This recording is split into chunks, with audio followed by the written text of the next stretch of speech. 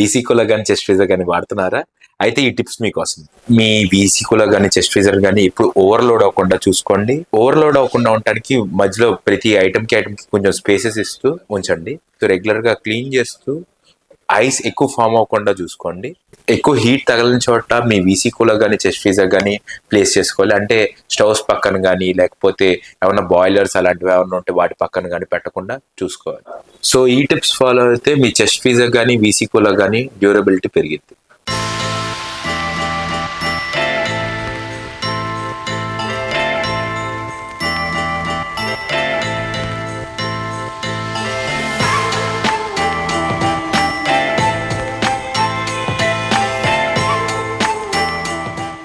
అలాగే మన దగ్గర different types of VC coolers and chest freezers available గా ఉన్నాయి. మీకు ఏమన్నా కావాలంటే ప్లీజ్ డూ విజిట్ ఈసీటీ.